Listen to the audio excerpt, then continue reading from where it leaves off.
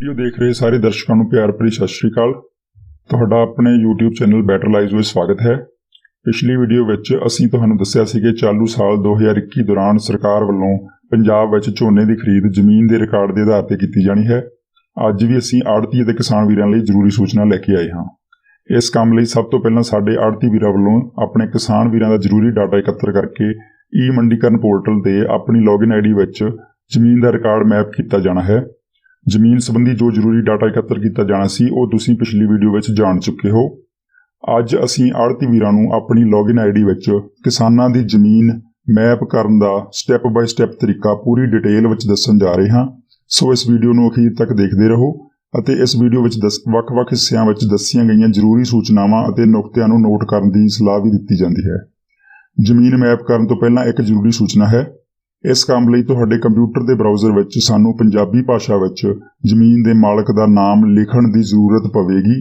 Browser ਵਿੱਚ ਪੰਜਾਬੀ ਭਾਸ਼ਾ ਵਿੱਚ ਕਿਵੇਂ ਲਿਖਣਾ ਹੈ, ਇਸ ਦਾ ਤਰੀਕਾ ਜਿਸ ਵੀਡੀਓ ਵਿੱਚ ਦੱਸਿਆ ਹੈ ਉਸ ਦਾ ਲਿੰਕ ਹੇਠਾਂ ਡਿਸਕ੍ਰਿਪਸ਼ਨ ਵਿੱਚ ਦੇ ਦਿੱਤਾ ਹੈ ਔਰ ਤੁਸੀਂ ਰਾਵੀ ਫੌਂਟ ਵੀ ਇਸਤੇਮਾਲ ਕਰ ਸਕਦੇ ਹੋ। ਕੰਮ ਸ਼ੁਰੂ ਕਰਨ ਤੋਂ ਪਹਿਲਾਂ ਉਸ ਨੂੰ ਜ਼ਰੂਰ ਦੇਖ ਲੈਣਾ। ਹੁਣ ਆਪਣੇ ਕੰਪਿਊਟਰ ਦੇ ਬਰਾਊਜ਼ਰ ਵਿੱਚ ਗੂਗਲ ਤੇ ਮੰਡੀਕਰਨ ਸਰਚ ਕਰਕੇ ਇਹ ਪਹਿਲੇ ਲਿੰਕ ਵਾਲੀ ਸਾਈਟ ਖੋਲ੍ਹਣੀ ਹੈ। ਹੁਣ ਸਰਵਿਸਿਜ਼ ਦੇ ਅੰਦਰ ਲੌਗਇਨ ਤੇ ਕਲਿੱਕ ਕਰੋ। ਆਪਣੇ ਯੂਜ਼ਰ ਆਈਡੀ ਪਾਸਵਰਡ ਅਤੇ ਕੈਪਚਾ ਕੋਡ ਭਰ ਕੇ ਲੌਗਇਨ ਕਰੋ। ਹੁਣ ਖੱਬੇ ਪਾਸੇ ਇਸ MMS ਦੇ ਅੰਦਰ ਜਾ ਕੇ ਆੜ੍ਹਤੀਆ ਫਾਰਮਰ ਲੈਂਡ ਮੈਪਿੰਗ ਤੇ ਕਲਿੱਕ ਕਰੋ। ਹੁਣ ਸਭ ਤੋਂ ਉੱਪਰ ਲਾਇਸੈਂਸੀ ਵਾਲੇ ਡ੍ਰੌਪ ਡਾਊਨ ਬਾਕਸ ਵਿੱਚ ਆਪਣੀ ਫਰਮ ਦਾ ਨਾਮ ਸਿਲੈਕਟ ਕਰੋ। ਫਰਮ ਦਾ ਨਾਮ ਸਿਲੈਕਟ ਕਰਨ ਨਾਲ ਹੀ ਤੁਹਾਡੀ ਆੜ੍ਹਤ ਨਾਲ ਜੁੜੇ ਸਾਰੇ ਕਾਸ਼ਤਕਾਰ ਕਿਸਾਨਾਂ ਦਾ ਵੇਰਵਾ ਪੈਂਡਿੰਗ ਵਾਲੇ ਟੇਬਲ ਵਿੱਚ ਅੰਗਰੇਜ਼ੀ ਭਾਸ਼ਾ ਵਿੱਚ ਆ ਜਾਵੇਗਾ, ਜਿਸ ਵਿੱਚ ਕਾਸ਼ਤਕਾਰ ਦਾ ਨਾਮ, ਉਸ ਦੇ ਪਿਤਾ, ਦਾਦੇ ਅਤੇ ਪਿੰਡ ਦਾ ਨਾਮ ਹੈ। ਇਸ ਦਾ ਮਤਲਬ ਹੈ ਕਿ ਇਹਨਾਂ ਕਾਸ਼ਤਕਾਰ ਕਿਸਾਨਾਂ ਦੀ ਵਾਹੀਯੋਗ ਜ਼ਮੀਨ ਮੈਪ ਕਰਨ ਵਾਲੀ ਰਹਿੰਦੀ ਹੈ, ਜਿਸ ਨੂੰ ਹੁਣ ਅਸੀਂ ਮੈਪ ਕਰਨਾ ਹੈ। ਇਹਨਾਂ ਕਿਸਾਨਾਂ ਵਿੱਚੋਂ ਕੁਝ ਕਾਸ਼ਤਕਾਰਾਂ ਦੇ ਲੈਂਡ ਵਾਲੇ ਕਾਲਮ ਵਿੱਚ ਕਨਾਲਾਂ, ਮਰਲਿਆਂ ਅਤੇ ਸਰਸਾਈਆਂ ਵਿੱਚ ਜ਼ਮੀਨ ਲਿਖੀ ਹੋਈ ਹੈ ਅਤੇ ਕੁਝ ਕਾਸ਼ਤਕਾਰਾਂ ਦਾ ਇਹ ਕਾਲਮ ਖਾਲੀ ਹੈ। ਇਸ ਲੈਂਡ ਵਾਲੇ ਕਾਲਮ ਵਿੱਚ ਉਦੋਂ ਜ਼ਮੀਨ ਲਿਖੀ ਆਉਂਦੀ ਹੈ ਜਦੋਂ ਅਸੀਂ ਇਸ ਕਾਸ਼ਤਕਾਰ ਦੇ ਨਾਮ ਨਾਲ ਕੋਈ ਨਾ ਕੋਈ ਜ਼ਮੀਨ ਮੈਪ ਕਰ ਦਿੰਦੇ ਹਾਂ। ਜਿਨ੍ਹਾਂ ਦਾ ਇਹ ਕਾਲਮ ਖਾਲੀ ਹੈ ਉਹਨਾਂ ਦੇ ਨਾਮ ਨਾਲ ਅਜੇ ਤੱਕ ਕੋਈ ਜ਼ਮੀਨ ਮੈਪ ਨਹੀਂ ਹੋਈ। ਭਾਵੇਂ ਕਿਸੇ ਕਾਸ਼ਤਕਾਰ ਦੀ ਜ਼ਮੀਨ ਮੈਪ ਹੋ ਗਈ ਹੈ ਜਾਂ ਨਹੀਂ, ਤੁਸੀਂ ਹਰੇਕ ਕਿਸਾਨ ਦੇ ਫਾਰਮਰ ਲੈਂਡ ਮੈਪਿੰਗ ਵਾਲੇ ਅਗਲੇ ਕਾਲਮ ਵਿੱਚ ਦਿੱਤੇ ਸਰਚ ਵਾਲੇ ਨਿਸ਼ਾਨ ਤੇ ਕਲਿੱਕ ਕਰਕੇ ਉਸ ਦੀ ਸਹੀ ਜ਼ਮੀਨ ਮੈਪ ਕਰਨੀ ਹੈ। ਹੁਣ ਅਸੀਂ ਇਹ ਕੰਮ ਸ਼ੁਰੂ ਕਰਦੇ ਹਾਂ। ਜਿਹੜੇ ਵੀ ਕਾਸ਼ਤਕਾਰ ਕਿਸਾਨ ਦੀ ਪੂਰੀ ਡਿਟੇਲ ਜ਼ਮੀਨ ਦੀ ਤੁਹਾਡੇ ਪਾਸ ਮੌਜੂਦ ਹੈ, ਉਸ ਦੇ ਨਾਮ ਦਾ ਪਹਿਲਾ ਸ਼ਬਦ ਇਸ ਸਰਚ ਬਾਕਸ ਵਿੱਚ ਅੰਗਰੇਜ਼ੀ ਭਾਸ਼ਾ ਵਿੱਚ ਲਿਖ ਕੇ ਸਰਚ ਕਰੋ। ਜੇਕਰ ਕਾਸ਼ਤਕਾਰ ਨੂੰ ਸਰਚ ਕਰਨ ਦੇ ਕੋਈ ਨਾਮ ਸ਼ੋਅ ਨਾ ਕਰੇ ਤਾਂ ਉਸ ਦੇ ਨਾਮ ਦੇ ਸਪੈਲਿੰਗ ਬਦਲ ਕੇ ਦੇਖ ਲਓ। ਜੇਕਰ ਫਿਰ ਵੀ ਉਸ ਦਾ ਨਾਮ ਸ਼ੋਅ ਨਾ ਕਰੇ ਤਾਂ ਉਸ ਦਾ ਪਹਿਲਾ ਕਾਰਨ ਇਹ ਹੋ ਸਕਦਾ ਹੈ ਕਿ ਉਸ ਕਿਸਾਨ ਨੇ ਹਾੜੀ 2021 ਵਿੱਚ ਕੋਈ ਕਣਕ ਨਹੀਂ ਵੇਚੀ ਅਤੇ ਉਸ ਕਿਸਾਨ ਦੀ ਅਜੇ ਤੱਕ ਅਨਾਜ ਖਰੀਦ ਪੋਰਟਲ ਤੇ ਰਜਿਸਟ੍ਰੇਸ਼ਨ ਨਹੀਂ ਹੋਈ। ਇਸ ਦਾ ਹੱਲ ਹੈ ਕਿ ਉਸ ਦੀ ਕਿਸਾਨ ਦੀ ਰਜਿਸਟ੍ਰੇਸ਼ਨ ਕਰ ਦਿੱਤੀ ਜਾਵੇ। ਦੂਜਾ ਕਾਰਨ ਇਹ ਹੋ ਸਕਦਾ ਹੈ ਕਿ ਉਸ ਕਿਸਾਨ ਨੇ ਕਣਕ ਨਹੀਂ ਵੇਚੀ ਸੀ, ਹੁਣ ਅਨਾਜ ਖਰੀਦ ਪੋਰਟਲ ਤੇ ਰਜਿਸਟ੍ਰੇਸ਼ਨ ਕਰ ਲਈ ਹੈ, ਪਰੰਤੂ ਉਸ ਕਿਸਾਨ ਨੇ ਆਪਣੀ ਰਜਿਸਟ੍ਰੇਸ਼ਨ ਦੌਰਾਨ ਤੁਹਾਨੂੰ ਆਪਣੇ ਆੜ੍ਹਤੀ ਵਜੋਂ ਸਿਲੈਕਟ ਨਹੀਂ ਕੀਤਾ। ਇਸ ਦੂਜੇ ਕਾਰਨ ਦੇ ਹੱਲ ਲਈ ਆੜ੍ਹਤੀ ਵੀਰ ਆਪਣੀ ਮਾਰਕੀਟ ਕਮੇਟੀ ਵਿਖੇ ਕਿਸਾਨ ਦਾ ਆਧਾਰ ਨੰਬਰ ਦੱਸਦੇ ਹੋਏ ਲਿਖਤੀ ਦਰਖਾਸਤ ਦੇਣਗੇ ਕਿ ਉਹ ਇਸ ਕਿਸਾਨ ਨੂੰ ਮੇਰੀ ਫਰਮ ਨਾਲ ਮੈਪ ਕਰ ਦੇਣ ਅਤੇ ਇਹ ਕਿਸਾਨ ਹੋਰ ਕਿਸੇ ਆੜ੍ਹਤੀ ਨਾਲ ਮੈਪ ਨਹੀਂ ਹੈ। ਮਾਰਕੀਟ ਕਮੇਟੀ ਵੱਲੋਂ ਇਸ ਕਿਸਾਨ ਨੂੰ ਤੁਹਾਡੇ ਨਾਲ ਮੈਪ ਕਰ ਦਿੱਤਾ ਜਾਵੇਗਾ।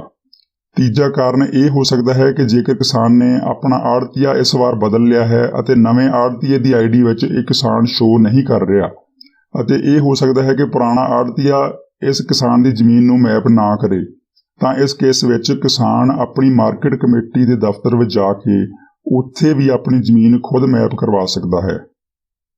ਚੌਥਾ ਇਹ ਵੀ ਹੋ ਸਕਦਾ ਹੈ ਕਿ ਉਸ ਕਿਸਾਨ ਦੀ ਰਜਿਸਟ੍ਰੇਸ਼ਨ ਹੋ ਚੁੱਕੀ ਹੋਵੇ, ਉਸਨੇ ਤੁਹਾਨੂੰ ਆੜ੍ਹਤੀ ਵਜੋਂ ਵੀ ਸਿਲੈਕਟ ਕੀਤਾ ਹੋਵੇ ਜਾਂ ਉਸਨੇ ਪਿਛਲੀ ਕਣਕ ਵੀ ਤੁਹਾਡੀ ਆੜ੍ਹਤ ਤੇ ਵੇਚੀ ਹੋਵੇ, ਪਰ ਫਿਰ ਵੀ ਜੇਕਰ ਕਿਸਾਨ ਤੁਹਾਡੀ ਆਈਡੀ ਵਿੱਚ ਸ਼ੋਅ ਨਾ ਕਰੇ ਤਾਂ ਤੁਸੀਂ ਇਸ ਦੇ ਹੱਲ ਲਈ ਮਾਰਕੀਟ ਕਮੇਟੀ ਨਾਲ ਸੰਪਰਕ ਕਰੋ। ਜੇਕਰ ਕਾਸ਼ਤਕਾਰ ਦਾ ਨਾਮ ਸਰਚ ਕਰਨ ਤੇ ਸ਼ੋਅ ਹੋ ਜਾਂਦਾ ਹੈ ਤਾਂ ਉਸ ਦੇ ਨਾਮ ਦੇ ਅੱਗੇ ਫਾਰਮਰ ਲੈਂਡ ਮੈਪਿੰਗ ਵਾਲੇ ਕਾਲਮ ਵਿੱਚ ਦਿੱਤੇ ਸਰਚ ਵਾਲੇ ਨਿਸ਼ਾਨ ਤੇ ਕਲਿੱਕ ਕਰੋ। ਹੁਣ ਇੱਥੇ ਇਸ ਕਾਸ਼ਤਕਾਰ ਕਿਸਾਨ ਦੀ ਵਾਹੀਯੋਗ ਜ਼ਮੀਨ ਜਿਹੜੇ ਵੀ ਪਿੰਡ ਵਿੱਚ ਹੈ ਉਸ ਦਾ ਜ਼ਿਲ੍ਹਾ, ਤਹਿਸੀਲ ਅਤੇ ਪਿੰਡ ਡ੍ਰੌਪ ਡਾਊਨ ਲਿਸਟ ਵਿੱਚੋਂ ਸਿਲੈਕਟ ਕਰ ਲਿਆ ਜਾਵੇ। ਇੱਕੋ ਨਾਮ ਵਾਲੇ 2 ਪਿੰਡ ਹੋਣ ਦੀ ਸੂਰਤ ਵਿੱਚ ਪਿੰਡ ਦਾ ਹੱਦਬਸਤ ਨੰਬਰ ਚੈੱਕ ਕਰ ਲਿਆ ਜਾਵੇ। ਪਿੰਡ ਸਿਲੈਕਟ ਕਰਨ ਤੋਂ ਬਾਅਦ ਹੇਠਾਂ ਪੰਜਾਬੀ ਵਿੱਚ ਉਹਨਾਂ ਸਾਰੇ ਜ਼ਮੀਨ ਮਾਲਕਾਂ ਦੇ ਨਾਮ, ਉਹਨਾਂ ਦੇ ਪਿਤਾ ਅਤੇ ਦਾਦੇ ਦੇ ਨਾਮ ਆ ਜਾਣਗੇ ਜਿਨ੍ਹਾਂ ਦੀ ਜ਼ਮੀਨ ਸਿਲੈਕਟ ਕੀਤੇ ਹੋਏ ਪਿੰਡ ਵਿੱਚ ਮੌਜੂਦ ਹੈ। ਹੁਣ ਤੁਸੀਂ ਕਾਸ਼ਤਕਾਰ ਕਿਸਾਨ ਵੱਲੋਂ ਇਸ ਪਿੰਡ ਦੀ ਜ਼ਮੀਨ ਦੇ ਦਿੱਤੇ ਵੇਰਵੇ ਵਿੱਚੋਂ ਸਾਰੇ ਜ਼ਮੀਨ ਮਾਲਕਾਂ ਦੇ ਨਾਮ ਵਾਰੀ-ਵਾਰੀ ਸਰਚ ਕਰਕੇ ਸਿਲੈਕਟ ਕਰਨੇ ਹਨ। ਹੁਣ ਇੱਥੇ ਤੁਸੀਂ ਪੰਜਾਬੀ ਭਾਸ਼ਾ ਵਿੱਚ ਜ਼ਮੀਨ ਮਾਲਕ ਦਾ ਨਾਮ ਲਿਖ ਕੇ ਸਰਚ ਕਰਨਾ ਹੈ। ਇਸ ਲਈ ਆਪਣੇ ਕਰੋਮ ਬਰਾਊਜ਼ਰ ਵਿੱਚ ਗੂਗਲ ਇਨਪੁਟ ਟੂਲ ਦੀ ਮਦਦ ਨਾਲ ਜਾਂ ਰਾਵੀ ਫੌਂਟ ਨਾਲ ਪੰਜਾਬੀ ਭਾਸ਼ਾ ਸਿਲੈਕਟ ਕਰੋ ਅਤੇ ਹੇਠਾਂ ਇਸ ਬਾਕਸ ਵਿੱਚ ਜ਼ਮੀਨ ਦੇ ਮਾਲਕ ਦਾ ਨਾਮ ਪੰਜਾਬੀ ਵਿੱਚ ਲਿਖੋ। ਇਸ ਲਿਖੇ ਹੋਏ ਨਾਮ ਦੇ ਜਿੰਨੇ ਵੀ ਜ਼ਮੀਨ ਮਾਲਕ ਇਸ ਪਿੰਡ ਵਿੱਚ ਹੋਣਗੇ ਉਹ ਸਾਰੇ ਸਾਹਮਣੇ ਆ ਜਾਣਗੇ। ਇਹਨਾਂ ਵਿੱਚੋਂ ਤੁਸੀਂ ਸਿਰਫ ਉਹ ਨਾਮ ਹੀ ਸਿਲੈਕਟ ਕਰਨੇ ਹਨ ਜਿਨ੍ਹਾਂ ਦੇ ਪੂਰੇ ਵੇਰਵੇ, ਨਾਮ, ਪਿਤਾ ਅਤੇ ਦਾਦੇ ਦਾ ਨਾਮ ਤਿੰਨੇ ਰਲਦੇ ਹੋਣ। ਸਿਲੈਕਟ ਕਰਨ ਲਈ ਇੱਥੇ ਸਿਲੈਕਟ ਵਾਲੇ ਬਟਨ ਵਿੱਚ ਟਿਕ ਲਗਾਉਣੀ ਹੈ। ਇੱਕ ਗੱਲ ਹੋਰ ਧਿਆਨ ਰੱਖੋ, ਕਈ ਵਾਰ ਜ਼ਮੀਨ ਦੇ ਮਾਲਕ ਦਾ ਨਾਮ ਸਰਚ ਕਰਨ ਤੇ ਉਹ ਸ਼ੋ ਨਹੀਂ ਕਰਦਾ, ਤਾਂ ਤੁਸੀਂ ਮਾਲਕ ਦੇ ਪਿਤਾ ਜਾਂ ਦਾਦੇ ਦਾ ਨਾਮ ਭਰ ਕੇ ਵੀ ਸਰਚ ਕਰਨਾ ਹੈ। ਇਸ ਤਰ੍ਹਾਂ ਤੁਸੀਂ ਇੱਕ ਨਾਮ ਨੂੰ 3 ਵਾਰ ਸਰਚ ਕਰਨਾ ਹੈ, ਮਾਲਕ ਦੇ ਨਾਮ ਨਾਲ, ਉਸ ਦੇ ਪਿਤਾ ਦੇ ਨਾਮ ਨਾਲ ਅਤੇ ਫਿਰ ਉਸ ਦੇ ਦਾਦੇ ਦੇ ਨਾਮ ਨਾਲ। ਪਰ ਸਿਲੈਕਟ ਸਿਰਫ ਉਹੀ ਕਰਨਾ ਹੈ ਜਿਸ ਵਿੱਚ ਕਾਸ਼ਤਕਾਰ ਵੱਲੋਂ ਦੱਸਿਆ ਗਿਆ ਵਿਅਕਤੀ ਖੁਦ ਮਾਲਕ ਹੋਵੇ। ਕਹਿਣ ਦਾ ਭਾਵ ਇਹ ਕਿ ਜ਼ਮੀਨ ਦੇ ਮਾਲਕ ਦੇ ਪਿਤਾ ਜਾਂ ਦਾਦੇ ਦੇ ਨਾਮ ਤੇ ਵੱਖਰੀ ਜ਼ਮੀਨ ਵੀ ਹੋ ਸਕਦੀ ਹੈ ਜੋ ਉਹਨਾਂ ਨੇ ਕਿਸੇ ਹੋਰ ਕਾਸ਼ਤਕਾਰ ਨੂੰ ਵੀ ਠੇਕੇ ਤੇ ਦਿੱਤੀ ਹੋ ਸਕਦੀ ਹੈ। ਹੁਣ ਇਸ ਪਿੰਡ ਦੇ ਜਿੰਨੇ ਵੀ ਜ਼ਮੀਨ ਮਾਲਕ ਸੰਬੰਧਿਤ ਕਾਸ਼ਤਕਾਰ ਨੇ ਦੱਸੇ ਹਨ ਉਹਨਾਂ ਸਾਰਿਆਂ ਨੂੰ ਵਾਰੀ-ਵਾਰੀ ਸਰਚ ਕਰਕੇ ਸਿਲੈਕਟ ਕਰ ਦੇਣਾ ਹੈ। ਜਦੋਂ ਇਹ ਸਾਰੇ ਸਿਲੈਕਟ ਹੋ ਜਾਣ ਤਾਂ ਹੇਠਾਂ ਮੈਪ ਦੇ ਬਟਨ ਤੇ ਕਲਿੱਕ ਕਰੋ। ਹੁਣ ਜੇਕਰ ਇਸੇ ਕਾਸ਼ਤਕਾਰ ਨੇ ਤੁਹਾਨੂੰ ਕਿਸੇ ਹੋਰ ਪਿੰਡ ਦੀ ਜ਼ਮੀਨ ਦਾ ਵੇਰਵਾ ਵੀ ਦਿੱਤਾ ਹੈ ਤਾਂ ਦੁਬਾਰਾ ਇੱਥੇ ਜ਼ਿਲ੍ਹਾ, ਤਹਿਸੀਲ ਅਤੇ ਨਵਾਂ ਪਿੰਡ ਸਿਲੈਕਟ ਕਰੋ। ਹੁਣ ਫਿਰ ਪਹਿਲਾਂ ਦੀ ਤਰ੍ਹਾਂ ਇਸ ਪਿੰਡ ਵਿਚਲੇ ਜ਼ਮੀਨ ਮਾਲਕਾਂ ਨੂੰ ਸਰਚ ਕਰਕੇ ਇਸ ਕਾਸ਼ਤਕਾਰ ਨਾਲ ਮੈਪ ਕਰੋ। ਇੱਕ ਗੱਲ ਹੋਰ ਧਿਆਨ ਰੱਖਣ ਯੋਗ ਹੈ ਕਿ ਕਾਸ਼ਤਕਾਰ ਦੀ ਉਹ ਜ਼ਮੀਨ ਵੀ ਮੈਪ ਕਰਨੀ ਹੈ ਜਿਸ ਦਾ ਉਹ ਖੁਦ ਮਾਲਕ ਹੈ। ਸਾਰੇ ਪਿੰਡਾਂ ਦੀ ਜ਼ਮੀਨ ਮੈਪ ਹੋਣ ਤੋਂ ਬਾਅਦ ਹੁਣ ਇਹ ਸੂਚੀ ਆ ਗਈ ਹੈ। ਜਿੰਨੀ ਵੀ ਜ਼ਮੀਨ ਤੁਸੀਂ ਇਸ ਕਾਸ਼ਤਕਾਰ ਦੇ ਨਾਮ ਨਾਲ ਮੈਪ ਕੀਤੀ ਹੈ। ਜੇਕਰ ਤੁਹਾਨੂੰ ਲੱਗੇ ਕਿ ਕੋਈ ਜ਼ਮੀਨ ਗਲਤ ਮੈਪ ਹੋਈ ਹੈ ਤਾਂ ਤੁਸੀਂ ਇਸ ਨੂੰ ਇੱਥੋਂ ਡਿਲੀਟ ਵੀ ਕਰ ਸਕਦੇ ਹੋ। ਇਸ ਸੂਚੀ ਨੂੰ ਚੈੱਕ ਕਰਕੇ ਜੇਕਰ ਸਹੀ ਹੋਵੇ ਤਾਂ ਕਨਫਰਮ ਐਂਡ ਸੇਵ ਤੇ ਕਲਿੱਕ ਕਰੋ। ਕਨਫਰਮ ਐਂਡ ਸੇਵ ਹੋਣ ਤੋਂ ਬਾਅਦ ਵੀ ਜੇਕਰ ਤੁਹਾਨੂੰ ਲੱਗੇ ਕਿ ਜ਼ਮੀਨ ਗਲਤ ਮੈਪ ਹੋਈ ਹੈ ਤਾਂ ਤੁਸੀਂ ਇੱਥੋਂ ਇਸ ਨੂੰ ਰਿਮੂਵ ਕਰ ਸਕਦੇ ਹੋ। ਜੇਕਰ ਸਾਰੀ ਜ਼ਮੀਨ ਸਹੀ ਮੈਪ ਹੋ ਗਈ ਹੋਵੇ ਤਾਂ ਇਸ ਨੂੰ ਸਬਮਿਟ ਕਰ ਦਿਓ। ਇੱਥੇ ਇੱਕ ਗੱਲ ਹੋਰ ਧਿਆਨ ਰੱਖਣ ਯੋਗ ਹੈ ਕਿ ਜ਼ਮੀਨ ਦਾ ਸਾਰਾ ਰਕਬਾ ਮਾਲ ਵਿਭਾਗ ਦੇ ਆਨਲਾਈਨ ਰਿਕਾਰਡ ਦੇ ਆਧਾਰ ਤੇ ਹੈ। ਹੋ ਸਕਦਾ ਹੈ ਕਾਸ਼ਤਕਾਰ ਨੇ ਤੁਹਾਨੂੰ ਜ਼ਮੀਨ ਦਾ ਰਕਬਾ ਵੱਧ ਦੱਸਿਆ ਹੋਵੇ ਪਰ ਇੱਥੇ ਸਰਚ ਕਰਨ ਤੇ ਤੁਹਾਨੂੰ ਸੰਬੰਧਿਤ ਜ਼ਮੀਨ ਮਾਲਕ ਦੀ ਜ਼ਮੀਨ ਘੱਟ ਸ਼ੋ ਹੋ ਰਹੀ ਹੋਵੇ। ਤਾਂ ਤੁਸੀਂ ਕਾਸ਼ਤਕਾਰ ਨੂੰ ਦੁਬਾਰਾ ਪੁੱਛ ਲਓ ਕਿ ਕੀ ਉਸਨੇ ਜ਼ਮੀਨ ਦਾ ਰਕਬਾ ਸਹੀ ਦੱਸਿਆ ਹੈ। ਇਸ ਦਾ ਕਾਰਨ ਇਹ ਵੀ ਹੋ ਸਕਦਾ ਹੈ ਕਿ ਸੰਬੰਧਿਤ ਜ਼ਮੀਨ ਮਾਲਕ ਨੇ ਇਹ ਜ਼ਮੀਨ ਕੁਝ ਸਮਾਂ ਪਹਿਲਾਂ ਹੀ ਖਰੀਦੀ ਹੋਵੇ ਅਤੇ ਆਨਲਾਈਨ ਤਬਦੀਲ ਹੋਣ ਵਿੱਚ ਅਜੇ ਕੁਝ ਸਮਾਂ ਲੱਗਦਾ ਹੋਵੇ ਅਤੇ ਮਾਲ ਵਿਭਾਗ ਦੇ ਆਨਲਾਈਨ ਰਿਕਾਰਡ ਵਿੱਚ ਇਹ ਜ਼ਮੀਨ ਪਿਛਲੇ ਮਾਲਕ ਯਾਨੀ ਕਿ ਜ਼ਮੀਨ ਵੇਚਣ ਵਾਲੇ ਦੇ ਨਾਮ ਤੇ ਹੀ ਬੋਲਦੀ ਹੋਵੇ। ਜੇਕਰ ਇਸ ਤਰ੍ਹਾਂ ਹੈ ਤਾਂ ਫਿਰ ਪਿਛਲੇ ਮਾਲਕ ਦਾ ਨਾਮ ਸਰਚ ਕਰਕੇ ਉਸ ਦੀ ਜ਼ਮੀਨ ਇਸ ਕਾਸ਼ਤਕਾਰ ਦੇ ਨਾਮ ਨਾਲ ਮੈਪ ਕਰ ਦਿੱਤੀ ਜਾਵੇ। ਦੂਜਾ ਕਾਰਨ ਇਹ ਵੀ ਹੋ ਸਕਦਾ ਹੈ ਕਿ ਸੰਬੰਧਿਤ ਜ਼ਮੀਨ ਮਾਲਕ ਦੀ ਇਹ ਜ਼ਮੀਨ ਵੱਖ-ਵੱਖ ਪਿੰਡਾਂ ਦੇ ਰਕਬੇ ਵਿੱਚ ਪੈਂਦੀ ਹੋਵੇ ਪਰ ਕਾਸ਼ਤਕਾਰ ਨੇ ਗਲਤੀ ਨਾਲ ਸਿਰਫ ਇੱਕ ਹੀ ਪਿੰਡ ਦਾ ਨਾਮ ਦੱਸਿਆ ਹੋਵੇ। ਜੇਕਰ ਅਜਿਹਾ ਹੈ ਤਾਂ ਪਤਾ ਕਰਕੇ ਦੂਜੇ ਪਿੰਡਾਂ ਵਿਚਲੀ ਜ਼ਮੀਨ ਵੀ ਮੈਪ ਕਰਨੀ ਪਵੇਗੀ।